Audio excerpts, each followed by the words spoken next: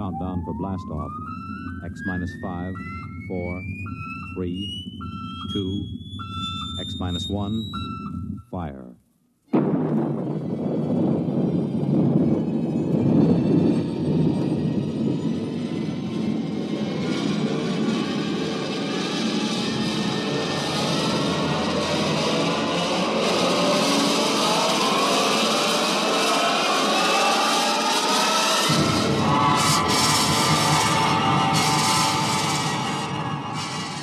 From the far horizons of the unknown come transcribed tales of new dimensions in time and space.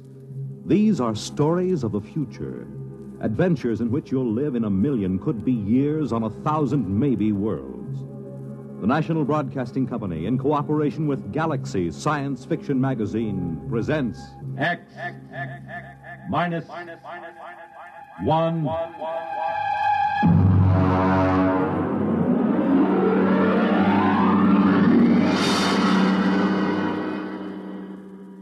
Tonight, Student Body by F.L. Wallace. Our story in 1 minute. Girl. Boy. Moon. June. Ring. Wedding. Home. Money. Baby. Money. Education. Money. Retirement. Money. Solution? United States savings bonds. There's a smart couple. They're looking to the future. They know how important it is to plan for the future now with savings bonds. Yes, the plans you make today will determine what kind of tomorrow you have. Are you a student? Are you a young married couple? Are you approaching the golden years? Whatever your age, whatever your situation, savings bonds can be a big help in making your tomorrow secure and happy. Plan wisely. Buy savings bonds regularly where you work or where you bank. They're a good investment. You're saving your money and you're earning more. Series E bonds pay 3% interest compounded twice a year when the bonds are held to maturity. And savings bonds are as safe and sound as America itself. What's more, they're protected against loss or theft. For the big things in your life, be ready with United States savings bonds. And now, Student Body by F.L. Wallace.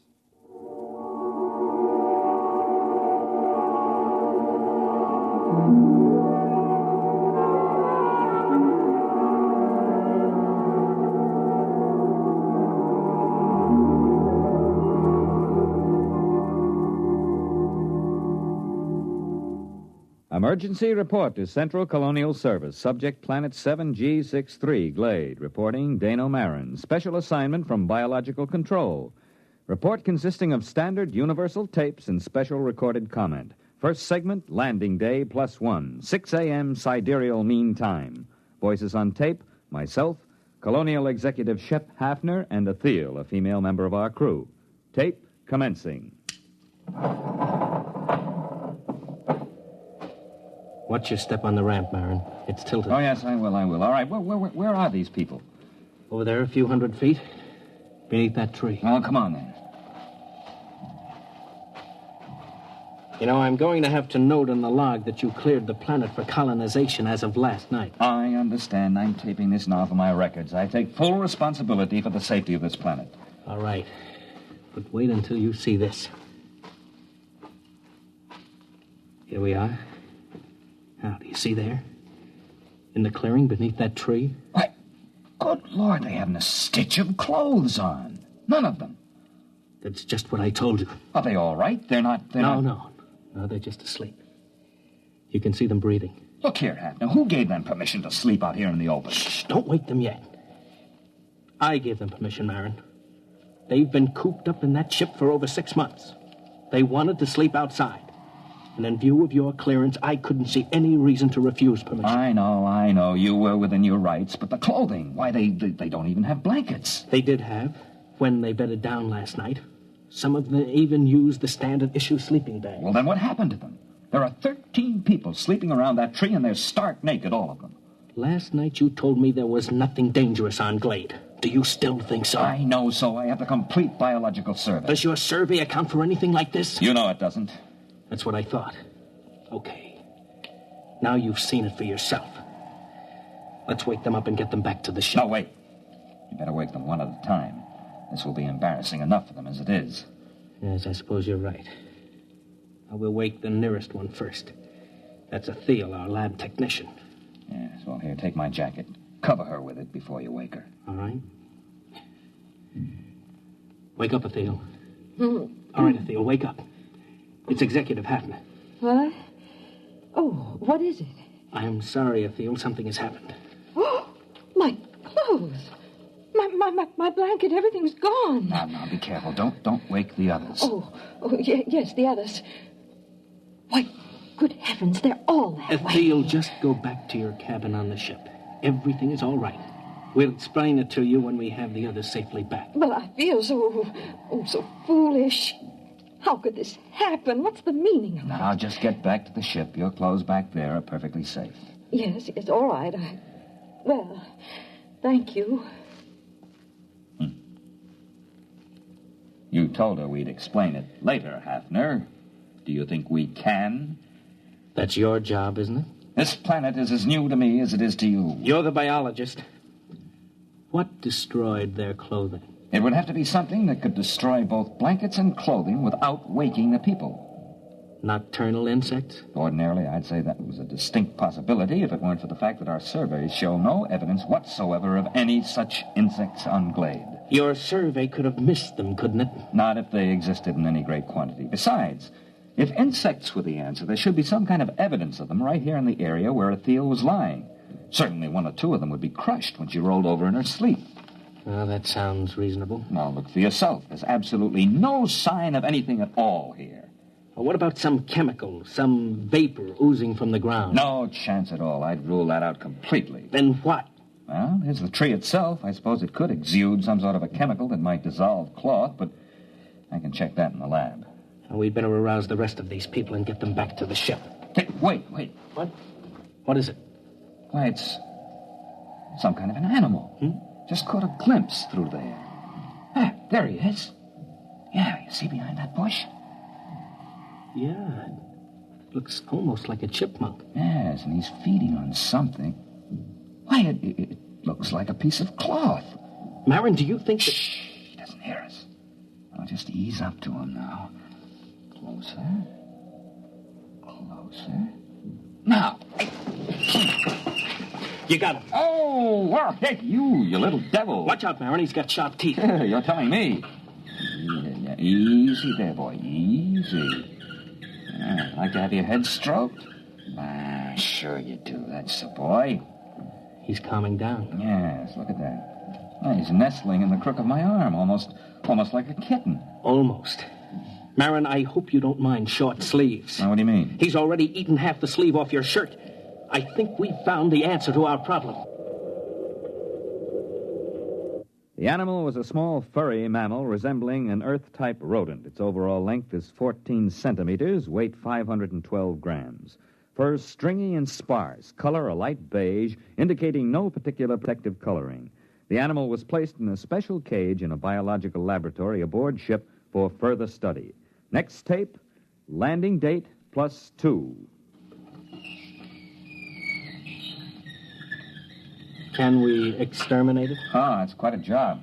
How about locally? Hardly. It's ecologically basic. Look, Marin, you're from biological control. I've just got an executive's rating. Well, look, you know how control works. They send a survey ship over and record the neural currents of the animals. They get everything that has a brain, including insects, and they take a few specimens to check the patterns. Now, here's the report on Glade. The survey shows that this animal is one of only 4 species of mammals on the planet. It is also the most numerous. So if we kill them off here, others will swarm in from other areas. Yes, that's about it. There are probably millions of them around the planet. Of course, if you want to put a barrier across the connection to the mainland, you might be able to wipe them out locally. Look, Marin, I've got a tight schedule. I can't spare dirt-moving equipment for that.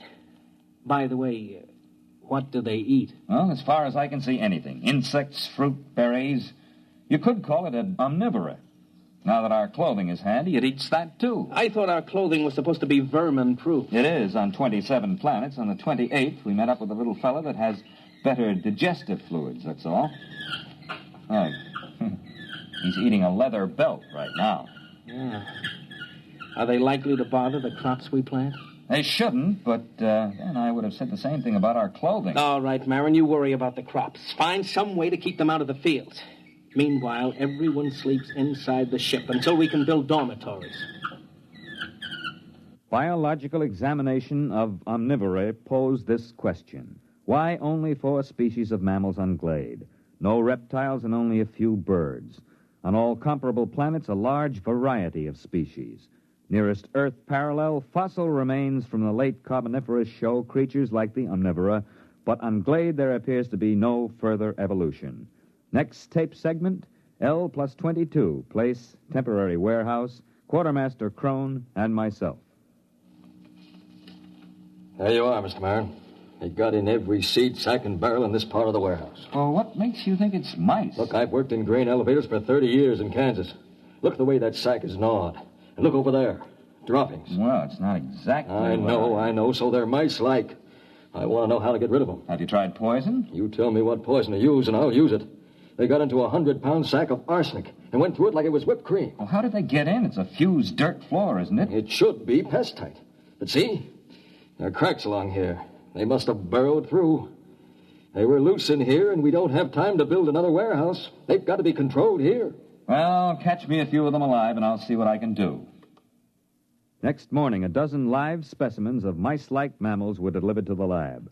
No 2 of them were affected by the same poison, and the poison developed to control the omnivora was completely ineffective.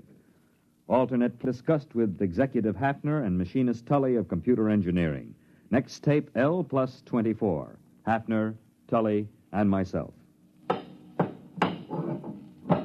I tried it out yesterday, Mr. Hafner. I think I've got all the bugs licked now. Tully, I don't want any more metal used than is necessary. This isn't standard authorized equipment. You're not dealing with a standard authorized problem. Are you ready to activate the device? Sure thing. Here, help me get it down from this assembly bench down on the floor. All right. There you go, Kitty. Now, what do you think of her? A robot cat. Well, I still think we need at least 3 of them. Mr. Marin, inventory on colonial expeditions is always short. 1 will have to do. All right, Tully. Show us how this mechanical mouse catcher operates. You better get out of the way, Mr. Marin. If you've touched any of the mice in the lab, she'll go for you. She reacts to smell as well as sight and sound. All right, Tully, start it up.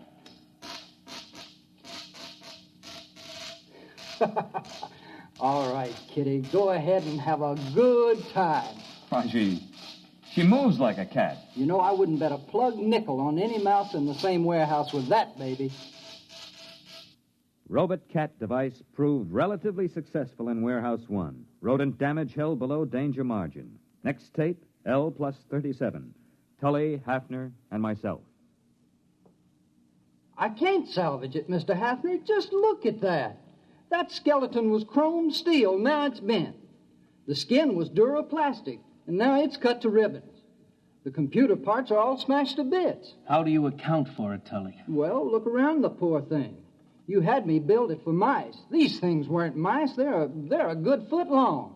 They just outnumbered him, that's all. You examined these dead animals, Marin? Not closely. Well, you'll find your mice have grown.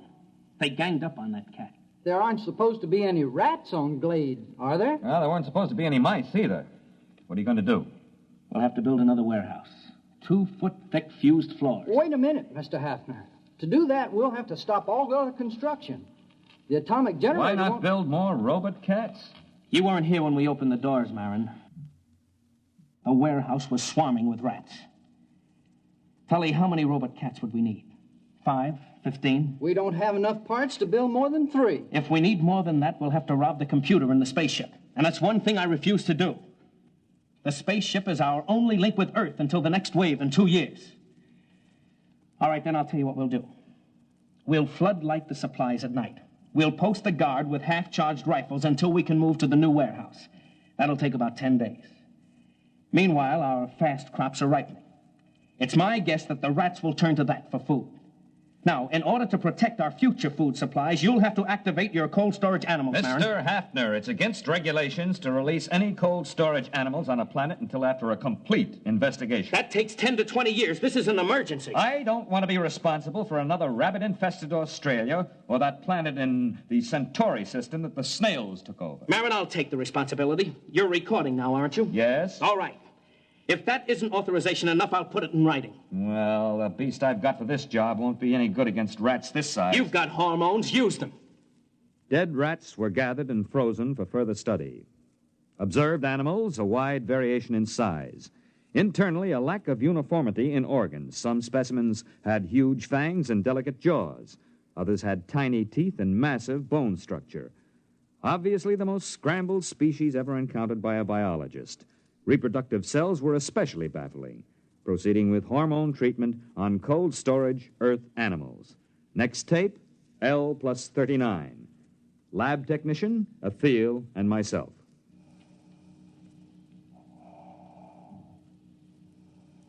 First one is coming out of it, Mr. Marin. Yes, that makes 85% viability. That's not bad.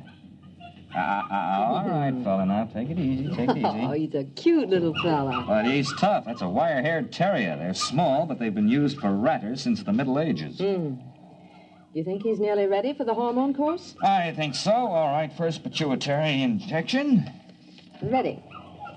All right, now, this is going to hurt just a little, fella. Oh. Yeah, it's a dirty trick, isn't it, jabbing you with a needle when you're fresh out of the deep freeze? But don't you worry, fella. You'll be glad you had it. You'll stand a better chance against those rats when we work you up to about a Great Dane size. L+50, artificially enlarged terriers loosed in the fields of the fast crops. Following tape, field observation of terriers. Executor Hafner and myself.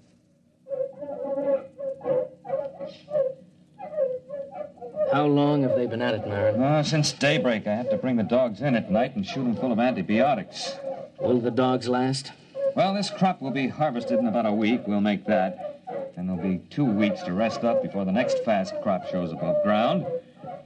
I think we've got the rats licked for a while. Well, when you get a chance, you might ask some of those PhDs in Central how they happened to hand us a survey and forgot to give us a few details like mice and rats. I have been checking on that, Mr. Hafner. I don't think there's any doubt. When that survey was made before we landed, there weren't any mice and rats on Glade. Then where did they come from? How did they get here? I don't know. But we're going to have to find out. Research project on pseudo-mice and pseudo-rats interrupted by field trip with Biological Survey Officer Whitehead. Tape L+63 in field geological survey vehicle. Whitehead and myself. You think you got troubles? Can you read a sonar map? No. Here, look. See this scope? It reads straight down about 10 miles. I'm supposed to be out looking for oil shale, but I got kind of interested in this. Look, first few feet down, you can find fossils. After the first few feet, that's about 20,000 years, there are no fossils until you get way down here. That's about the same as late Carboniferous on Earth. Then you get the fossils again. It doesn't figure. But isn't that usual? Changes in geological eras? You don't get it, man. I'm not talking about eras, I'm talking about years. Straight down from here, 20,000 years ago, this was a desert. And then 3 years later, it was a jungle. 5 years after that, there was a glacier. Earth normal would be 50,000 years or more for a change like that. What caused it? Yeah, you've got me. Fluctuations in the sun, I don't know, but talk about changeable weather. This planet really has it. Based on accumulated data, theory developed regarding mammalian life on planet Glade. Tape L+65. Place temporary headquarters of Executive Hafner. Marin, I've got a lot of work to clear up this morning. I thought you might like to know where the mice came from. They don't bother us anymore. I've also determined the origin of the rats. They're under control. I wonder if they are, Mr. Hafner. What do you mean? Mr. Hafner, I've checked this with Whitehead. Between 100 million years and 20,000 years ago, this planet was changing violently and quickly.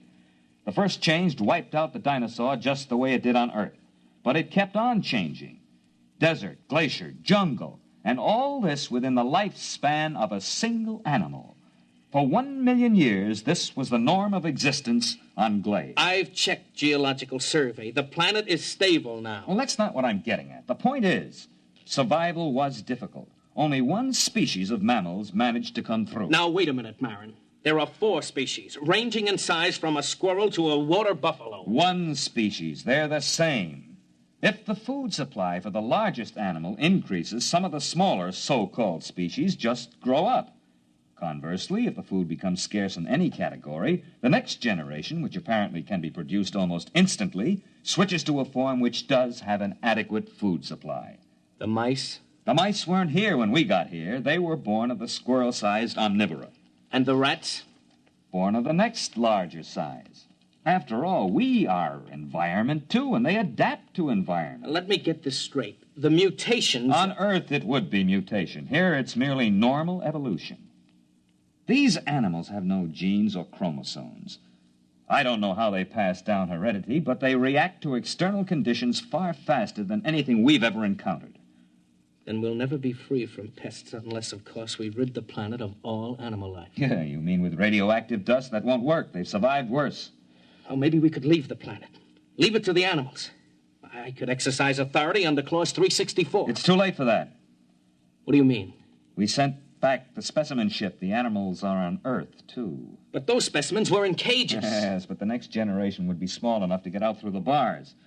They'll be running free in the cargoes of the spaceships. They'll land on Earth, and the first thing you know, a new mutation of rats will appear. They won't have any reason to connect it with the specimens from Glade. They won't be able to vermin-proof every building on Earth. No, we've got to stay here. We've got to study the animals here and find out how to beat them. If we can. Next tape, L+83. Place, Field Outpost. Quartermaster Crone, Hafner, and myself. I saw it, Mr. Hafner. I saw it. Are you sure? There. Do you see that tree? No, the big one. The white flowers? That's the one. I saw it behind there. Can you describe it? Well, I didn't get a good... That's it.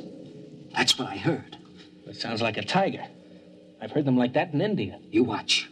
Right by that tree. Hey, look out. It's heading this way. Give me that rifle. Hurry up. Shoot. Try again.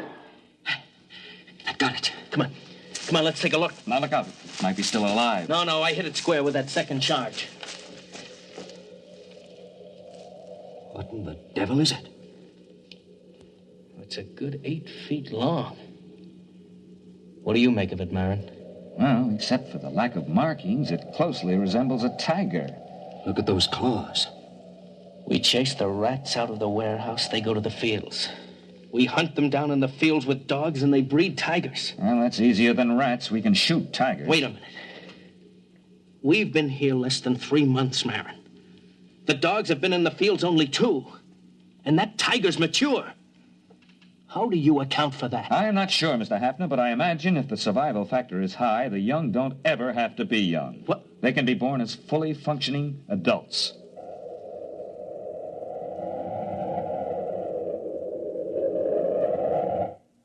Development report. Mice under control. Field rats under control by terriers. Tiger-like animals under control with searchlight and rifle. Additional complication. The original animal developed an appetite for electrical insulation. There is no protection except to keep the power on at all times. The last tiger-like animal was seen at L+130. After that, the attack ceased. By L+2 years, the animal seemed to have been controlled in all its forms. However, 3 months before the next colonists were due, a new animal was detected. Food was missing from the fields. Dogs were useless. The animal seemed to roam the fields, and the dogs did not attack. Patrols were unable to find the animal. Tape L+2 years. Hafner, Engineer Tully, and myself. Now, here's the way I'm rigging it up, Mr. Hafner. Whatever it is, it spotted the photoelectric cell rig. So I've worked up an alarm that reacts to body radiation. You're sure the animal won't spot that? Well, I'm burying it in the field. Then we'll move the visible alarms to another field. All right, Tully. As soon as the alarm goes off, notify Mr. Marin and me. Do you understand? Yes, sir. Just as soon as the alarm goes off. L2+15. Radiation alarm sounded. Place, field station, Hafner, and myself.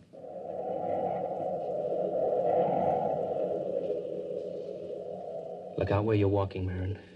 We don't want to scare it away. Well, there are dogs in that field, aren't there? Well, there were supposed to be, but they didn't bark. Quiet. There it is. See? Huh? It's in between the rows. Look out. Look out. Give me a clear shot. Now, wait a minute. Don't shoot. Look, Marin, I'm the executive here. I say it's dangerous. Dangerous? That's why you can't shoot. It's more dangerous than you know. Quiet. It'll hear you. We're downwind. Now, listen, Hafner. This is important. I don't want any lecture now, Marin. I don't want to lose the shot. You've got to listen. That animal could evolve mice. We stopped mice and it brought rats. We turned back the rat and provided the tiger. All right, we stopped the tiger. Not really. There was another animal being formed. The one that's in that field now. It took the animal 2 years to create it. How, I don't know. 1,000,000 years were required to evolve it on Earth. He's moving away.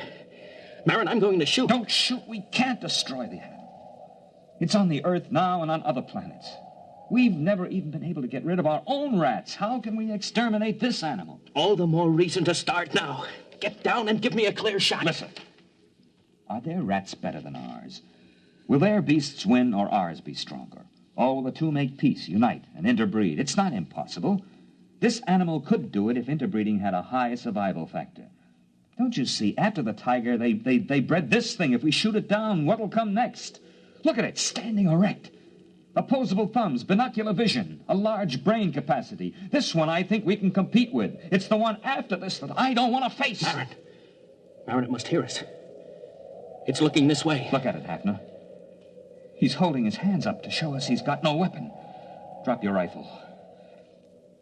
Are you sure? Drop your rifle!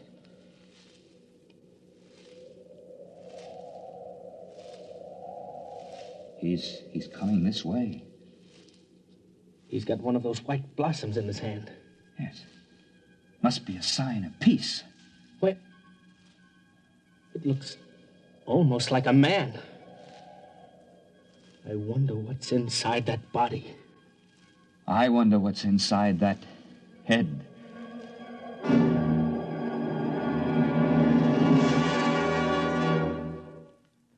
You have just heard X-1, presented by the National Broadcasting Company in cooperation with Galaxy Science Fiction Magazine, which this month features Verbal Agreement by Arthur Sellings, the story of an unsuccessful poet who was forced to ask what it was the aliens could want that was half as precious as the skins they wouldn't sell.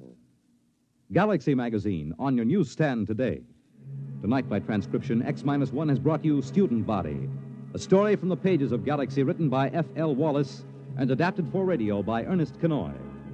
Featured in the cast were John Raby, Bob Hastings, Kate Wilkinson, James Stevens, Charles Carruth, and Merrill E. Joels.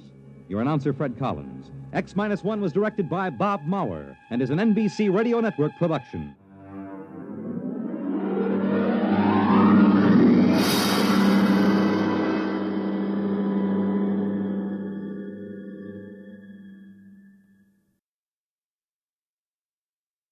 Suppose you met a man in a tavern and he told you quite seriously that he wasn't a man at all, that he was the last Martian left alive.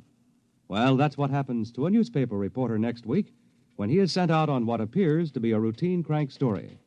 What happens next, though, is very far from routine, as the interview leads to a whole succession of astonishing events. The story is The Last Martian by Frederick Brown, next week on X-1. The Fisher Body Awards to Teenagers will be made tonight on the NBC Radio Network.